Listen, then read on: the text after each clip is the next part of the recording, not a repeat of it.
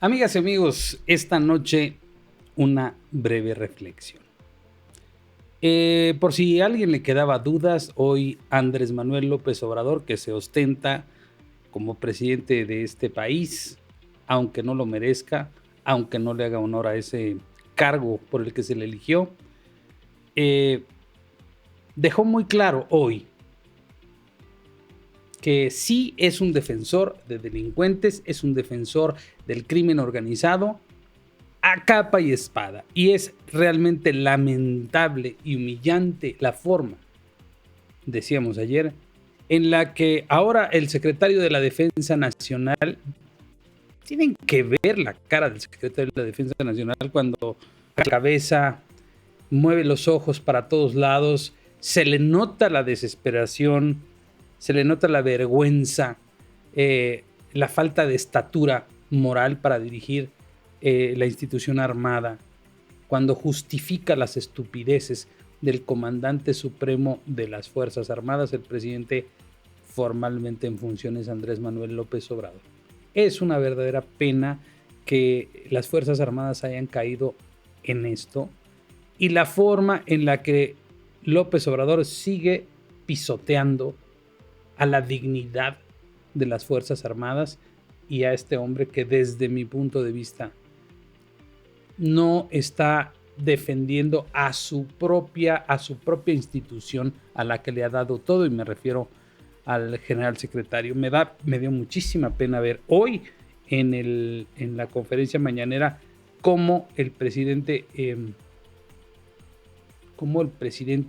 y el secretario de la Defensa insisten en la misma tontería. Miren, como es una breve reflexión del día de hoy,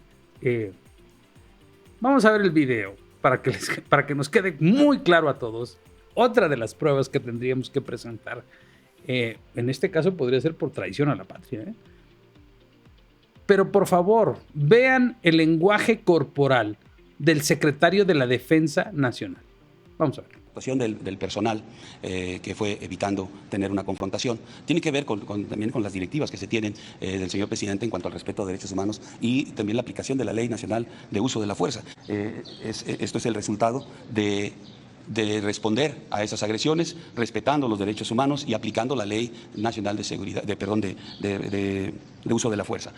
Hay que resaltar que cuando identificamos que la gente no tiene armas, no se actúa contra ellos. La ley establece la gradualidad en la que debemos de actuar y también establece cómo debemos de actuar en contra de los delincuentes. La gente que tiene armas también, ahí viene establecido en qué momento podemos hacer uso de las armas y en qué momento tenemos que suspender y respetarle los derechos humanos. Esta Ley Nacional del Uso de la Fuerza, eso es lo que busca, una serie de lineamientos que eviten el uso excesivo de la fuerza y en esa aplicación, pues el respeto a los derechos humanos de ese delincuente y de la demás gente que en algún momento está en algún ilícito o se enfrenta a fuerzas de seguridad. Ayer hablé de que se tenía que proteger la vida también de los presuntos delincuentes, que son seres humanos.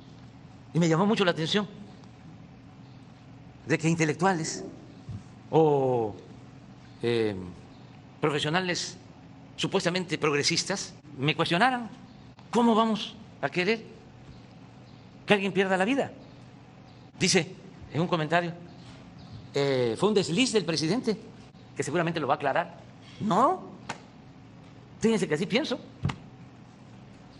Y vamos a analizarlo. Actuaron muy bien los soldados.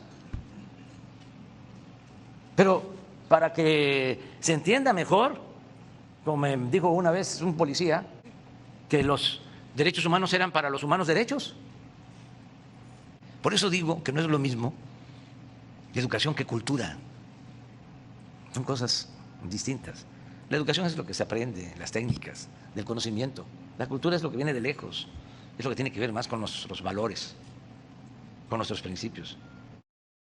¿Habían visto ustedes alguna vez a un presidente defender con tanta pasión y ahínco al crimen organizado? ¿Qué hubiera pasado, por el amor de Dios, si Enrique Peña Nieto o Felipe Calderón o Vicente Fox o cualquiera, ya no digo presidente, cualquier funcionario público de cualquiera de las administraciones pasadas hubiese siquiera insinuado la defensa de los delincuentes. Hoy los delincuentes tienen prioridad.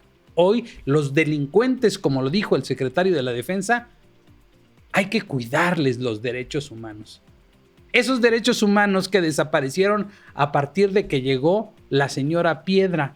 Esos derechos humanos que no han existido para los niños que se han muerto por falta de medicamentos, por los más de 600,000 personas que fallecieron por la negligencia criminal de Hugo López-Gatell y la estrategia para tratar al COVID en este país.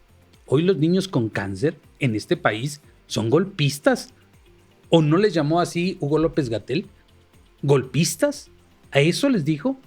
Las feministas son conservadoras manipuladas.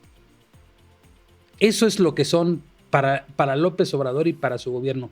No, ellos no tienen derechos humanos. Las víctimas, no. Con ellos, con los familiares de las víctimas, con la familia Levarón, con las víctimas de la tragedia de la línea 12 del metro. No. Ellos no tienen derechos humanos.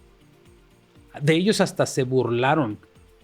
No podemos dañar la investidura acercándonos a ese tipo de gente. Esos no tienen derechos humanos. Los que tienen derechos humanos son los criminales. Ellos sí tienen derechos humanos y hay que respetarlos porque hay una ley. Pero a las víctimas de este país, a las personas que están sufriendo, pues ahí sí no. Ahí sí no. Los periodistas para el presidente son mercenarios porque lo critican. Son mercenarios. Las organizaciones y civiles son agitadores. La gente que defiende el medio ambiente son pseudoambientalistas. Los descalifica para todo.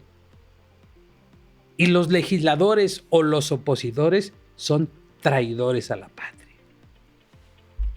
De veras, ¿qué necesitaríamos que pasara en este país para que nos diéramos cuenta que el señor jamás, nunca va a enderezar el camino? Nunca.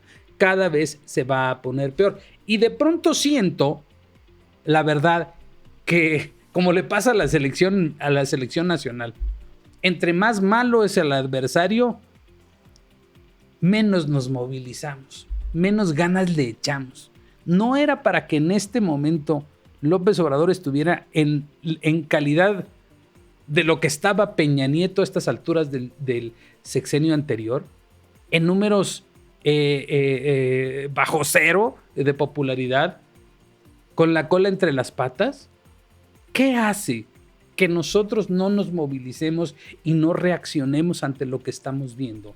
Sí nos indignamos y atascamos el Twitter y el Facebook y a la hora de movilizarnos, a la hora de protestar, es que hay que hacer algo. ¿Sabemos hacer algo? Esa es la pregunta. ¿Sabemos hacer algo? ¿Tenemos claro qué hacer? ¿Ya investigamos qué? ¿Ya vimos las fuentes? ¿Ya checamos decir, hay que acusarlos de traidores a la patria? ¿Ya leímos en la Constitución lo que dicen sobre ser traidores a la patria? ¿Ya leímos cuáles son los delitos que se configuran? No lo hemos hecho todavía. Estamos esperando que alguien más lo haga. Y ¿saben qué? Nadie más lo va a hacer. Y el riesgo es que este cabrón se quede ahí donde está. Creo que nos inmoviliza mucho el discurso de López Obrador. Creo que estamos aprendiendo a ser ciudadanos. Creo que nos hace falta todavía más. Aunque vayamos en el camino correcto, todavía nos hace falta más. Nos hace falta un esfuerzo más. A estas alturas, si esto fuera una pelea de box, él ya tendría que estar noqueado. Le hemos dado demasiada vida. Ha bajado literalmente los brazos frente a nosotros y ha puesto la cara así y no nos hemos atrevido en términos de democracia, en términos de justicia, en términos de exigencia ciudadana. No nos hemos atrevido a darle en el mentón.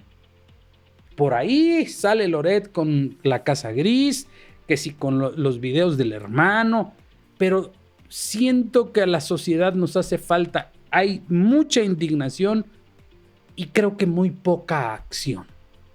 Eso creo que es de lo que estamos pecando. Claro, nadie nos ha enseñado a ser ciudadanos. De hecho, han procurado las administraciones anteriores, todas, que seamos lo menos ciudadanos posibles para que no nos metamos con el poder, para que ellos sean quienes administran el poder. Y estas son las consecuencias. Esta falta de formación como ciudadanos es lo que nos tiene hoy arrinconados y literalmente sin saber qué hacer. En otros países la gente sabe cuáles son sus derechos. Aquí difícilmente. No estamos informados, seguimos esperando que alguien más haga algo, y creo que con ese ligero pasito, informarse, participar y asumir la responsabilidad de ser ciudadanos, eso es lo único que nos falta. Parece muy fácil, pero nos cuesta mucho trabajo.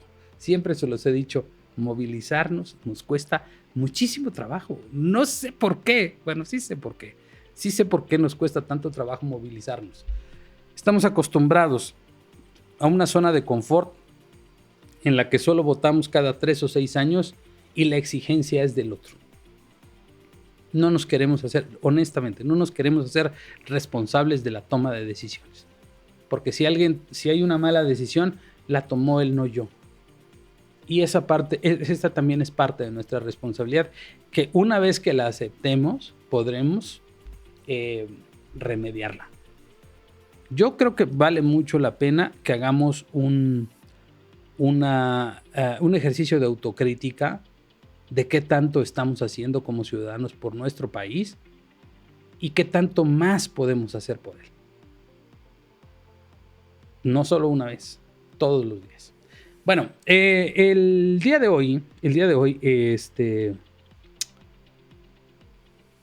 voy a ser muy breve, desde luego, voy a ser muy breve, y les prometo que nos regularizamos un poco o más la próxima semana.